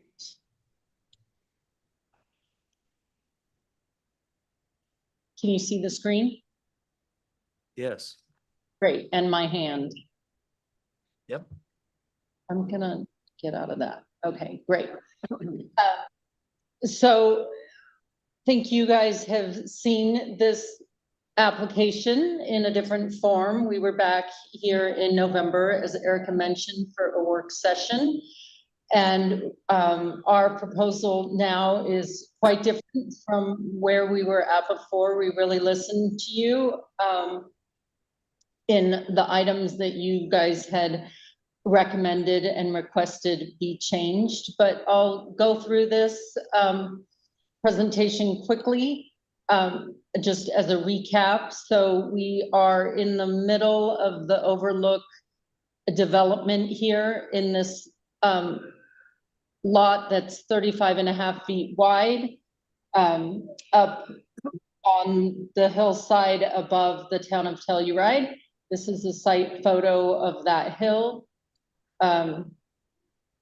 Here we are showing sort of the volume of the building here. We'll come back to the materials afterwards. We're showing sort of like what's happening beyond with the building that is, I think, approved already 2 lots over. That's this one right here. This lot 7 is not yet developed, and the lot to the west is open space.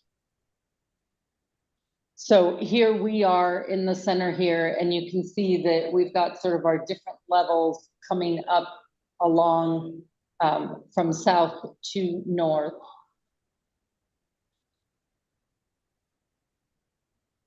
Takes a bit to change. This is the site survey. So you can see how steep this is, and I think you guys know up there on the overlook, all those lots are really, really steep, 40% slopes. So really dealing with that. And this is our site plan and landscape plan. Landscaping is really bringing back any of the area that was disturbed back to native plantings, and then we have the green roofs that would also similarly match the native grasses and sedges from the area.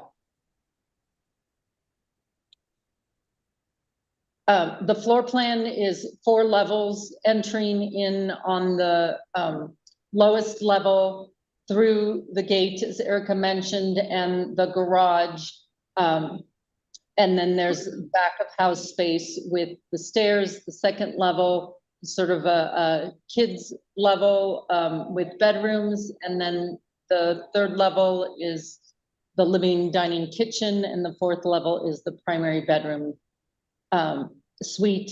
So this upper level is the only one that is not buried. The others are all buried around the sides.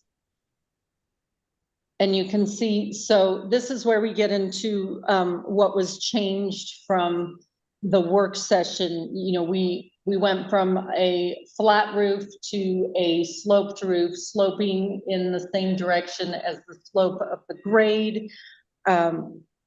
We changed all the exposed concrete walls from smooth panel form concrete to board form concrete. We changed the siding from a weathered steel to a more natural weathered wood siding. We moved the garage forward as we could to the setback, and then stepped back the building, terraced it back up the hill as requested. And then on that south elevation, we reduced the glazing significantly and added those 2/3 lights at the sliding glass doors and the swing doors also. Yeah, I think that was generally it. We still do have some glass. It's an amazing place, Telluride, with gorgeous views, and the clients really want to take advantage of the views out to the mountains. So we want to be able to look out to those views. So we're hoping we can keep some of the glass here. And then the lighting is shown as minimal as possible. The step lights that shine down next to the doors.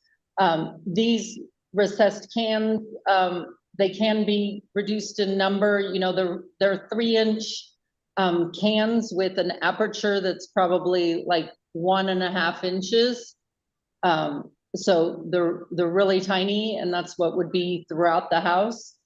We've also got this light in the head, which can be removed, and then we could just add a step light on either side of that garage door if that's preferred.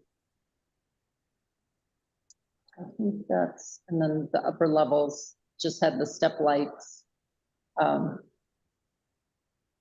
Yeah.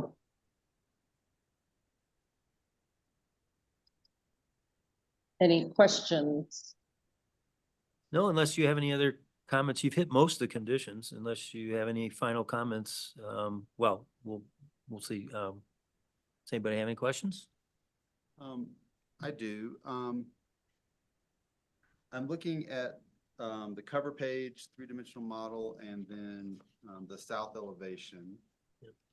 And I believe that the garage face, the gate, and sort of the front facade of the material is the steel. Yes. You don't happen to have any 3D views you could spin around, or any?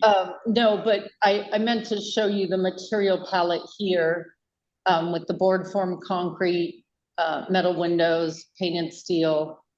So we've got plywood, veneer, soffits and ceilings, the guardrail, and the wood vertical wood weathered siding.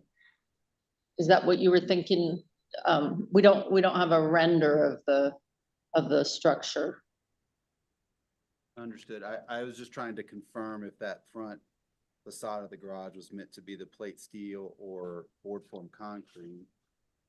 And you don't have a 3-dimensional model you can bring up and show us that's rendered? Well, this here is metal, but we do have those other views. These views right here. Does this Correct. help? Do you not have any that show the materials? No. So the garage door is metal, and what about the wall around it? So that is all metal. So that and the sides of the garage door, all of this is metal here. And we can certainly make this planter metal too to help break that up. I think that would be fine. But the sides are concrete because they're retaining the soil on each side. the steep soils. Thank you. Okay.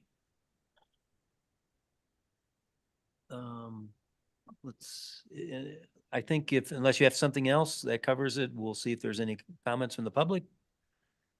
Would anybody in the public like to comment? Okay, seeing nobody that wants to comment or electronically raise your hand. No, going once, going twice.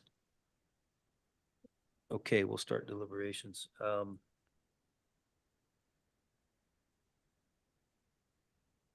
I'll just go first. I agree with 1 through 12 as written. Lisa, I don't know if you were going there with this, but I wondered if it would help if that's too much steel around the garage door, if that's a different material that would soften it, or if it's okay. I don't know how you guys feel. I think you were talking about that. Or you? Well, I was clarifying this, and I'm wondering if the facade, if we can reduce the facade of the perceived facade of the garage because it's massive by pushing the mass over the entry porch, for instance, further back, we set that back, and it's kind of setting the facade back with the street and with the slope. In terms of mass and scale. But other than that, I do agree with 1 to 12. So I agree with what Lisa's saying as far as taking the sort of entry walkway and pushing that back. I think that reduces the perceived facade width of the garage. It also helps to sort of articulate the mass so that it's not the same width stepping up. We have generally the same width on the first and second level, and then we start to step back and articulate once we get to the third and fourth level. So I agree with what Lisa is saying, and that's really Number 1, should we just say recess rather than revive? Revise? I would leave it sort of open to them. I had a part of my questioning around the garage front is looking at the three-dimensional models with just the white box without materials. I was assuming that garage face was board form concrete. Mm-hmm. And I'm wondering if it was board form concrete, if that would set the tone for that's the base of the structure and it relates to the retaining walls and the massing through the site. And to me, that would allow the second through the 4 stories to be more articulated as the house. There's other applicants have used a similar technique, sometimes with stone instead of board form. I don't necessarily think that what they have is bad or wrong. I'm just wondering if we would allow them to make that facade board form concrete, and if we would feel that would better ground the structure into the hillside. I know we generally don't talk about color, although in this particular zone district, the color is mentioned. I'm wondering if we want to make sure that the board form is sort of a slightly more earth tone concrete, just ever so slightly, to blend in a little bit more. I like it. And to me, if that was not a stark gray, and it encapsulated the garage face, the perceived mass and scale for me would be much smaller. You know, I hear your point, and I admire your articulation. I wish I had it. However, I think that I do like keeping that front of the garage metal and keeping the vertical concrete walls as added verticality. And I think that separation of materials helps with reducing the mass, in my opinion. Okay. Why I'm arguing towards this is that the guidelines here talk about buildings that are cut into slopes, several places here. Our newer steep slope standards, there's one small section that talks about, let me find it here, under steep lots 1B 3, step sides down to side yards to complement topography. This particular project, because they are a little bit of a more narrow lot, I think, for this area, and they are basically setback to setback. So it's almost like you had an excavator take a bucket and scrape it out, and that's where the building fits in. Some other projects we reviewed in this zone district stagger their edges to step down to the topography and step up. And I think that's a more recent, I mean, these projects more recent viewed. And I personally think that has been a successful strategy to scale. Stepping the walkway entry back, as you mentioned and Erica has noted, will help that tremendously. And I think from my perspective, having that front face as board form would then further ground it. So I think we maybe have a different opinion there. So I guess what I'm saying is I would like our opinion, if they did want to change it to board form, would be comfortable with that, or do we want to have them just keep it as steel as they proposed? And I'm not suggesting we have a condition that they change it to board form.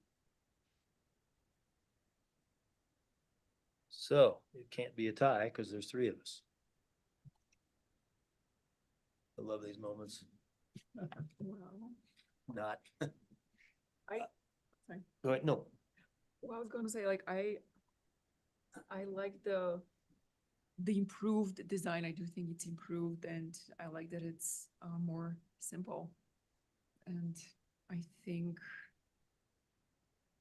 perhaps keeping the metal facade. I mean, I'm okay either way. But yeah, I just have a feeling that it will stay more simple if the garage front facade is steel as proposed, but it's whatever, one way. The other. Well, we could always cop out and say, consider board form or stone base. I'm actually not suggesting that we make a condition. I just would like to talk about it, and if the applicant would like to change it so that it's more of a plinth and it sort of grounds itself in the landscape more, then they could make a revision. Okay. But I'm not suggesting we make a, I just want to hear them to hear the dialogue, and then they can decide if they want to Okay. do that. Or you could just use the word consider. I don't, yeah. I don't Not feel even like- that strong? Yeah. Okay, then I think they've heard us, but we're not strong enough to make a condition, or don't feel strong. So this does sort of involve some of these other conditions. If they were to revise that, let's see, there's condition number 6 about changing that concrete planter to steel. I think if that front face became concrete, I wouldn't want that changed. And then related to this, there is the condition number 7 and condition number 5. Even though I'm proposing that they actually add more board form concrete, there are maybe slight areas with these lower retaining walls that could be stepped or terraced, possibly more, to eliminate those height concerns. Looking at the rest of the elevations, I don't think that we would actually ask them to lower that board form concrete, the transition between the wood siding and the board form, because at certain areas it's already pretty low. And I think with snow building up on the sides, it's an appropriate height, except for those lower. So you would scratch 6? I would Excuse me, leave not 6. I'm sorry, what would you do? number 7. I would leave it. I just don't feel Oh. as strongly about it, and like to hear what you guys say. Well, I'd say leave it, but if Eric and I are looking at this coming back, what is it? I want to make a note so I remember what you would like to see there. I think there's essentially where they have the Terracing? sloped walls on the eastern side. Right. Those 2 areas I think could benefit from a little bit of study of stepping All right. or terracing those elements. Got it. So we would just modify number 1, recessed entry, and 2 through 12 would stay? You know, actually, I wouldn't change anything. I would Oh, well, have it all as Erica. number 1 is, they've heard us, but Yeah. it is recess it. I just remember Jana, say what you mean, Mhm. but we can leave it revised. I won't forget what it means. I think there's other techniques they could use All to, right. instead of just recessing it. So I have one other question, that is, we talk about the balance of mass and scale versus night sky. And so these railings, and Erica asked us to look at it, to make them more solid, possibly. We have done it with more of a plate look, but I don't know how do you guys feel? What do you think the guidelines tell us to do here? There's no such thing as I feel or I like. Well, Erica has stated significantly reduce the amount of glazing, which needs to happen. So Right. They could augment that by making those railings solid. I personally like the open railing design they have here. So I would not make that a condition and make the railing solid, but I think if they wanted to use that technique of solid railings, it would possibly mitigate some of the light spill, and maybe the reduction would not have to be as great. Right. Well, solid is gonna make more mass and scale, right?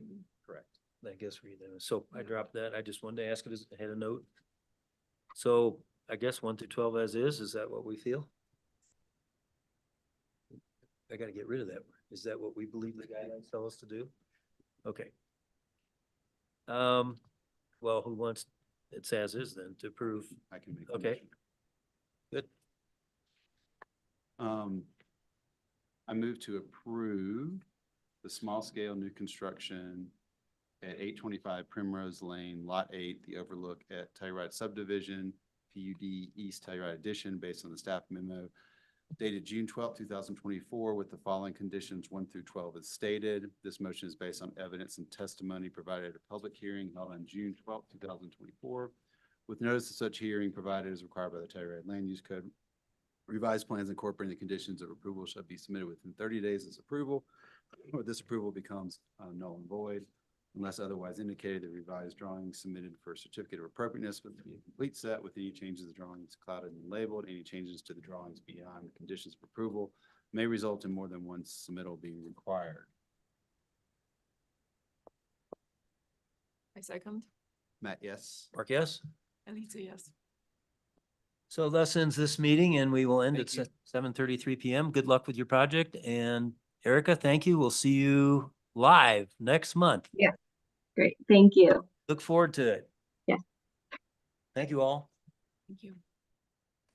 Any other comments from council? Well, Words of so wisdom? This meeting, I